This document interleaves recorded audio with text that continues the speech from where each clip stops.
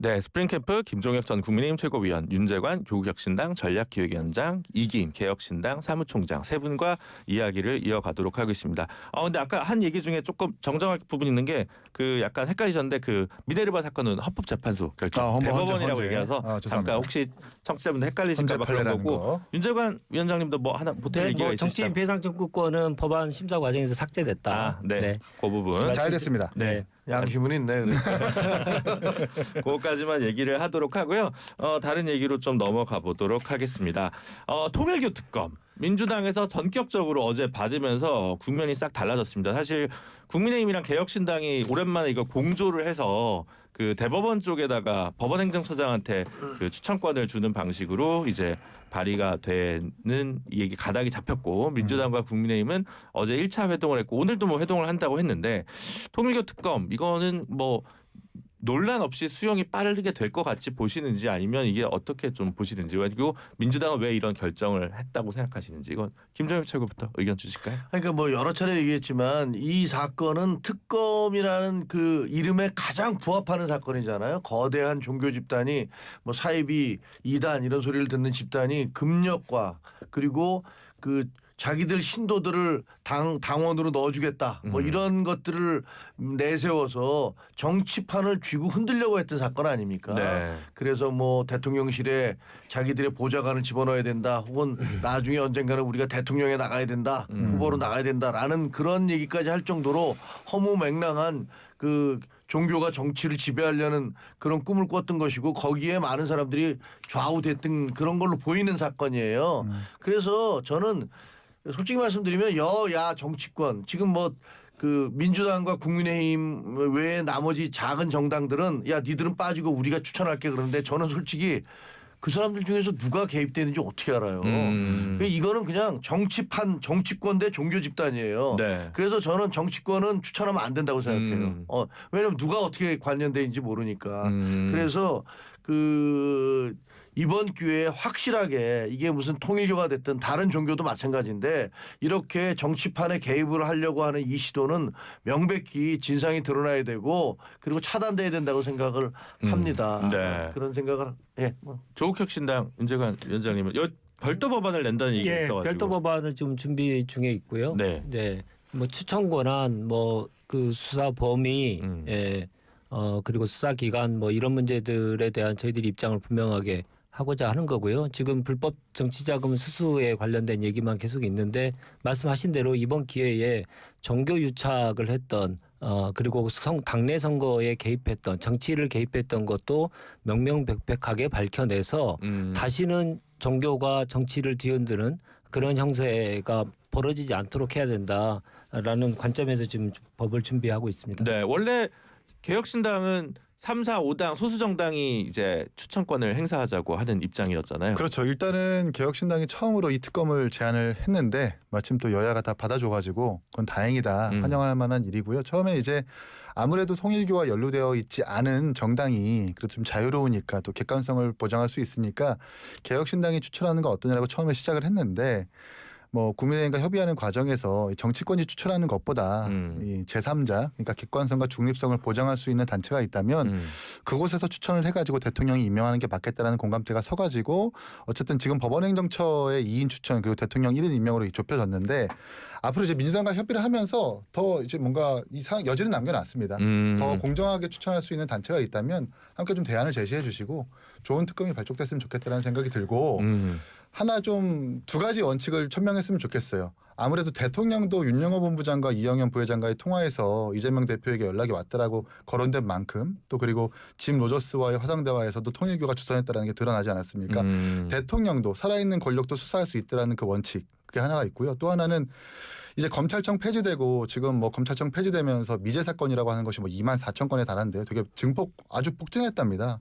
미제 사건이라고 하는 것이 접수된 이후에 3개월 동안 처리되지 못한 사건을 얘기하는데 그만큼 특검 때문에 지금 특검에 많은 인력들이 파견돼 있다 보니까 민생 사건에도 좀 영향을 미치고 있는 거거든요.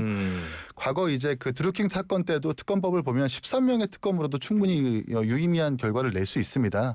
너무 크지 않은 메모드급 검사가 아니더라도 적절한 규모로 잘 특검 만들어가지고 진상을 잘 규명했으면 좋겠다는 말씀드립니다. 한 가지만 제가 네. 말씀드리면 정청래 대표는 국민한테 사과해야 돼요. 음. 본인은 지금 뭐라 그랬습니까? 일고의 가치도 없다. 네. 이렇게 얘기를 했었잖아요. 그러다가 갑작스럽게 이걸 바꿨으면 도대체 우리가 이걸 왜 바꿨는지에 대해서 국민한테 설명을 해줘야 될 거 아닙니까? 아니 그리고 저도 패널 나와 보면은 민주당 패널들이 다 그 말을 듣고서 아 이거 경찰 수사가 가야 되는 거고 특검은 안 됩니다라고 계속 커버를 했었지 않습니까? 방패막이를 했었는데 한순간에 이제 붕 떠버렸어요. 그렇다면 정청래 대표 말씀을 좀 해주세요. 왜 갑작스럽게 일고의 가치도 없는 것들이 갑자기 받아들여야 되는 이유가 됐는지 저희가 이러이러한 이유로 주장을 했었는데 이것이 잘못됐습니다. 여러분 그 대신에 제가 잘못했고요. 열심히 이렇게 하겠습니다라고 말씀하시는 게 옳다고 생각합니다. 네. 혹시 조국혁신당에서 지금 조금 말씀하셨던 법원행정처가 특검을 추천한다. 이게 국민들한테 수용성이 있을까요? 법원행정처는 폐지돼야 될 기관입니다. 네. 지금 제왕적 대법원장이라는 표현을 써도 무방할 정도로 전횡이 심한데 그 전횡을 실질적으로 실행하는 기구가 법원행정처예요. 그러면 특검이 사실은 조희대 대법원장이 임명하는 특검이 되는 겁니다. 그걸 누가 그것을 용인할 수 있겠습니까? 그러면 이제 조국혁신당에서는 그냥 3, 4, 5당 소수정당 추천 아니면 뭐 예전에 드루킹 특검처럼 대한변협 추천 뭐 이런 정도로 좀 생각을 다양한 방법을 좀 고민하고 있습니다만은 저희들은 일단 이 문제와 좀 자유롭다고 판단되는 정당에서 비교섭단체 중심으로 해서 추천해야 된다라는 입장을 갖고 있습니다. 네. 일단 근데 임명은 대통령이 하시는 거니까 그렇죠. 법원행정처가 추천한다 하더라도 대통령도 함께 그 책임을 짊어질 수 있다는 말씀을 드리고 싶고 법원행정처가 통일교와 연루되어 있지는 않잖아요. 아. 정치권보다는 낫습니다. 네. 저는 계속 7대 종단에서 추천을 좀 받죠. 아 7대 종단. 네, 농담처럼 얘기하고 있습니다. 네. 농담처럼. 네, 이해관계가 충돌돼서 안 되죠. 네. 신박한 아이디어. 강력한 어쨌든. 신앙의 힘으로. 네, 그렇게 하고요. 근데 그 아까 저기 우리 개혁신당 그 이기인 총장님 얘기하셨듯이 그 특검이 너무 길어져서 이 인력 파견이 너무 많이 되니까 이게 좀 부담을 줄 수 있다라는 얘기에 대해서 이제 얘기를 하셔서 그런데 김영진 의원이 그래서 특검의 일상화가 좀 부담이 될 수 있고 국수본한테 어느 정도 좀 줘야 되는 거 아니냐 아니면 지금 민주당 법안된 발의를 지금 한 법안보다는 2차 종합특검이 최소한 수사 범위라도 좀 더 좁아져야 되는 거 아니냐 이 친명의 7인의 소속의 김영진 의원이 또 이제 이런 이야기를 좀 했는데 요거는 좀 어떻게 보시는지. 일리가 있는데요. 근데 통일교에 국한해서 말씀을 좀 드려보자면 여러 가지 좀 우리가 의심할 만한 장면들이 많았잖아요. 네, 또한 이 통일교는 그런데 2차 네. 종합특검은 원래 아예 그냥 반대하시는 거죠? 아니 개혁신당. 그렇죠. 일단 2차 종합특검이라는 말 자체가 되게 웃긴 거예요. 1차 종합특검에서 파견된 검사만 해도 114명이 넘고 파견된 수사관만 600명이 넘어가지고 거의 메모드급 아닙니까? 그리고 한 차례 기간까지 연장하고 한 차례 인력까지 추가 파견해가지고 했다면 아니 6개월 더 한다면 1년 내내 사정정국을 만들겠다라고 하는 건데 정치적 의미로서 부적절한 게 대통령이 처음 출마할 때 뭐라고 하셨습니까? 모두의 대통령이 되겠다고 하셨잖아요. 이렇게 정말 들쑤셔가지고 특검까지 했으면 이 정도로 만족을 해야죠. 그리고 나머지는 국수본에서 담당을 하든 공수처에서 담당을 하든 하는 게 맞다. 대신 통일교 관련해서는 뭐 전재수 장관 압수수색 나갔었을 때 거기서 파쇄기 소리가 들리고 뭐 되게 경찰 수사에 좀 불신을 일으킬 만한 장면들이 좀 있었으니까 그리고 무엇보다 정치권이 연관되어 있었다 보니까 이 경찰에서 과연 할 수 있느냐라는 그 의심이 있는 거잖아요. 그래서 특검이 필요하다는 말씀 드리고 싶은 겁니다. 네, 조국혁신당 어떻게 보세요? 2차 특검이 필요하죠. 왜냐하면 외환죄와 관련된 혐의에 대해서는 아직까지 밝혀진 바가 없고요. 노상원 수첩과 관련돼서도 제대로 좀 밝혀진 적이 없습니다. 그래서 2차 특검이 저희들은 뭐 내란 청산을 위해서 반드시 필요하다. 역사적으로 볼 때 이때 분명하게 내란 세력과의 절연을 대한민국이 해야지 아니면 계속 일제 잔재가 계속 남았던 우리의 아픈 과거가 다시 되풀이될 가능성도 있다. 그래서 필요하다 2차 특검은. 그러나 그 과정 속에서 중단 없는 수사와 수사의 효율성을 위해서 검경 수사 합동본부가 꾸려질 필요가 있다. 내란 특검 2차 특검이 하더라도 발동되기까지는 한 석 달 이상 정도 걸릴 텐데요. 실제적으로는 네. 그 기간 동안에 수사의 효율성을 높이기 위해서 영장 청구권도 함께 할 수 있는 검경 수사본부가 구성돼야 된다라고 하는 게 조국혁신당 입장입니다. 네, 김정혁 측에서는 어떻게 보세요? 저는 뭐 기본 원칙은 그 비상계엄과 관련된 그리고 권력형 부정 그 여사가 됐든 네. 누가 됐든 이것에 대한 것은 분명히 끝까지 다 밝혀야 된다라는 네. 입장이에요. 네. 그래서 저는 차라리 그 우리 당에서 그 물론 이제 민주당이 이것을 지방선거용으로 쓰려고 한다는 것은 뭐 명백한 사실 같아요. 네. 계속 질질 끌면서 선거 때 전까지 이거 얘네는 내란 정당이야 뭐 이런 식으로 몰아붙이려고 하는 건 분명히 알겠는데 차라리 우리가 그래서 김건희 윤석열과 빨리 절연을 하고 그다음에 이 내용에 대해서 모두 다 밝히겠다. 밝히는데 우리도 앞장서겠다라고 얘기를 하고 대신에 통일교와 관련된 것도 뭐 무엇가 됐든 간에 이거 분명히 다 밝혀야 된다라는 식으로 가는 게 좋다고 생각을 하는데 너무 이상주의적인 생각이다라는 비판을 아마 제가 받을 거라는 생각은 듭니다. 네, 알겠습니다. 지금 속보가 들어왔는데 지금 그 숙박권 수수 의혹에 논란이 있는 김병기 원내대표가 사과를 이유불문 적절치 못했다라고 얘기를 하면서도 호텔 숙박권은 1박에 30만 원대다라고 하면서 그 숙박비는 즉시 반환하겠다라는 얘기를 했습니다. 이게 지금 칼 호텔, 서귀포 칼 호텔의 숙박권을 좀 2박 3일치 제공받은 거 아니냐, 그게 100만 원 이상에 해당하는 가격 아니냐라고 하는 의혹이 있었고 이에 대해서 좀 해명을 못 하고 있는 상황이었는데 어쨌든 김명기 원내대표 계속 지금 쿠팡 식사 논란도 있었고 뭐 사실관계 여부에 대해서는 소송 중입니다만 자제분의 뭐 대학 취업 혹은 뭐 편입과 관련된 쟁점도 있었고 입지가 상당히 좀 곤란해진 것 같다는 생각도 드는데 어쨌든 이 장면들 어떻게 보시는지. 아니 근데 뭐 그때 그 호텔에서 엄청나게 비싼 식당이다 그러는데 나는 거기서 3만 원짜리 파스타 먹었다라고 얘기를 하셨고 또 여기도 칼 호텔도 굉장히 160만 원인가 뭐 2박에 이렇게 됐다는데 그게 아니고 나는 30만 원짜리 호텔이었다라고 얘기를 하니까 네. 뭐가 맞는 거지? 라는 생각이 들기는 해요. 근데 어쨌든 그 원내대표가 이렇게 구설수에 자주 오르는 거 보기는 참 쉽지 않은 것 같습니다.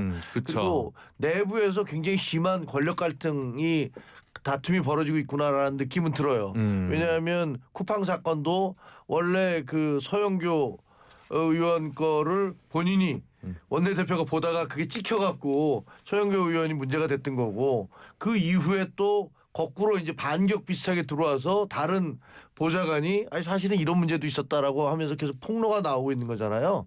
그런 거 보면 지금 민주당 내부에서 뭔지는 잘 모르지만 아주 심각한 권력 다툼이 벌어지고 있구나. 치고받는 일들이 진행되고 있구나라는 생각이 들어요. 윤재관 위원장님 어떻게 보십니까? 어떤 소스가 됐는지는 뭐 알 수 없는 것이고요. 그 권력 다툼이라고 얘기하시는 건 조금 더 비화하신 것 같고 다만 이제 김병기 원내대표의 주변 관리는 좀 잘 하셔야 되겠다라는 생각이 많이 듭니다. 그리고 이런 부적절한 것들에 대해서는 정말 국민들께 진정성 있게 사과를 하시는 게 맞다. 그 과정이 지금 뭐 기자들과의 질문 과정들을 보면 조금 감정적인 이 반응들이 좀 있는 것 같은데요. 네. 그러니까 적절하지 않고 국민들께 진솔한 사과를 하시는 게 맞겠다 싶습니다. 네. 이 정무위 국토위 활동하면서 이해충돌 논란이 있는 피감 부서한테 이런 티켓이나 이런 숙박권을 받았다면 그건 더 큰 문제거든요. 사실 네. 권익위원회에서 제대로 조사해 주길 좀 바라겠고요. 김병기 원내대표 지역구 안 살고 그 송파장미 아파트 갭 투자해가지고 큰 돈 버신 분인데 이런 숙박할 거면 본인 돈으로 좀 가시라 말씀드리고 싶어요. 갭 투자 근데 그게 원래 살던 데를 이사 간 거 아니에요? 그리고 전세 준 거 아니에요? 그러니까 지역구에선 그 살고 있고. 네, 그러니까 원래 그렇지. 송파에 살다가 동작으로 이사를 간 그렇죠. 거니까 거기에 이제 갭 투자를 투자 해서. 목적으로 잠실 아파트를 산 건 아니고 살다가 아까우니까 못 팔고 이제 간 거지 않나 싶어서 아, 예. 방심위를 신경 쓰면서 팩트 체크를 좀 그냥 한 부분이었습니다. 잘했다고 얘기하는 부분이 아니고요. 예, 네. 알겠습니다. 이 얘기는 그리고 그 민주당 같은 경우는 워낙 이제 의석수가 많다 보니까 저희가 유망주를 구하기가 힘들어서 아이고. 이 방송에 지금 민주당 패널이 왜 없냐라고 의문을 가지실 분들이 있을 텐데 아이고. 너무 많이 관에 가셔가지고 저희가 유망주를 구하기 힘들어서 그런 거다. 오해 없으셨으면 좋겠습니다. 청취자 여러분. 그리고요.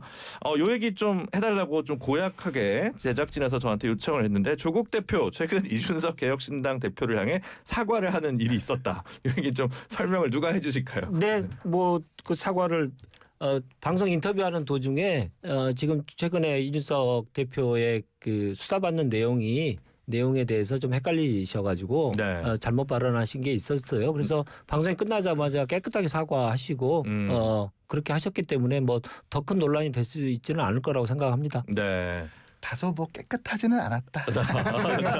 왜냐면 그 맥락을 보면 이제 장동혁 대표와 이준석 대표가 통일교와 연관되어서 피의자 또는 참고인으로 조사받는 것으로 알고 있다라고 하는데 그래서 통일교 이제 특검을 이준석 주장할 자격이 대표의 있냐. 다른 수사 관련해서는 그렇게 얘기할 수 있겠지만 또 장동혁 대표도 피의자나 참고인이 또 아니거든요. 그러니까 맥락상으로 보면 오인했다고 저희도 선회해서 좀 이해를 하고 싶은데 이게 너무 의도적으로 이렇게 하시는 건 좀 아닌 것 같고 그렇다고 해서 또 그냥 미안합니다 한마디 하는 거는 좀 정중하게 사과하고 깔끔하게 그리고 사과엔 사족이 없어야 되는 거잖아요.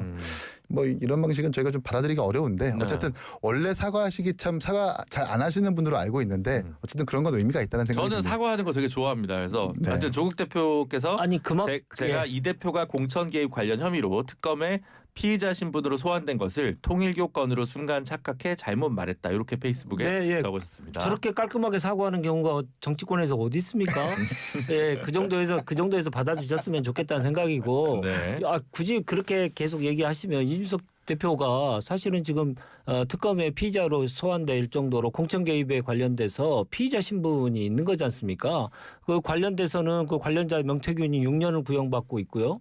그 관련돼 있는 이제 이거 얼마나 가입돼 있는지에 대해서는 이제 밝혀질 텐데 그런 문제까지 저희들이 다시 또 얘기할 수밖에 없는 거죠. 그래서 사과한 거니까요. 사과를 깔끔히 좀 받아주셨으면 좋겠습니다. 그러니까 네. 어제 밝혀졌죠. 네. 명태균 씨 여론조사 대답 깔끔하게 무혐의라는 거. 그 팩트 체크를 하고 네. 말씀하셨으면 좋겠고 사과는 이런 식으로 하면 안 됩니다. 네. 변명에 섞인 사과, 사족에 섞인 사과는 사과가 아니라 공격이에요. 네. 이준석 어제 대표가 지금- 깔끔하게 사과하셨어요. 예. 아 근데 싸움 바라보는 구경하는 게 이런 기분이구나. 아 알겠네. 아무 이해관계가 없으시잖아요. 그냥 이렇게 쳐다보고 이게 무슨 있는데 싸움이 되자니까. 재밌네. 예. 알겠습니다. 이준석 대표 지금 몇 개는 무혐의가 좀 나오고 있는 것들이 있는 것 같은데 그중에 하나가 여론조사비 대납 의혹 무혐의 경찰은 이것은 추측성 진술이었다라고 얘기를 한 거잖아요. 네, 1도 증거가 없었다고 하고요. 네. 의뢰를 하지 않았다라는 게 명확하게 밝혀졌고 네. 이걸 가지고 뭐 명태균 씨랑 무슨 연관이 있는 건 아니냐고 각종 뭐 정치권에서 의혹 제기가 됐는데 네. 완전히 무혐의가 되었고 증거조차도 찾을 수가 없어요. 왜 당연하죠. 증거가 없으니까 사실이 아니니까. 근데 이게 지금 불송치 결정 허위사실 공표 혐의도 불송치가 됐지만 정치자금법 위반 관련해서는 또 수사가 진행 중이라고 밝혀져 가지고 두고 보십시오. 네. 두고 아니, 보세요. 저는 무혐의일 그냥- 수밖에 없습니다. 네, 저는 팩트만 이제 건조하게 말씀을 드리고 있는 것 같습니다.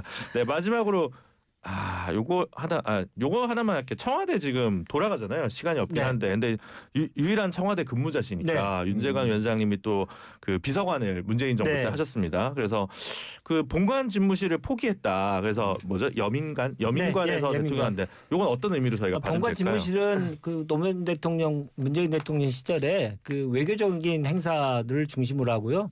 통상적인 업무는 다 여민관에서 하셨고 네. 그렇게 하셔야 이제 참모들과의 소통이 잘 될 수 있어서요. 그런 정신을 계속 이어가시는 거다. 그렇게 보시면 될 것 같습니다. 그게 1관, 2관, 3관이 있잖아요. 예. 근데 문재인 대통령 때 갔던 것도 똑같이 지금 이재명 좀 가는 거예요? 건물이 달랐다. 어디로 가시는지 모르겠습니다만 네.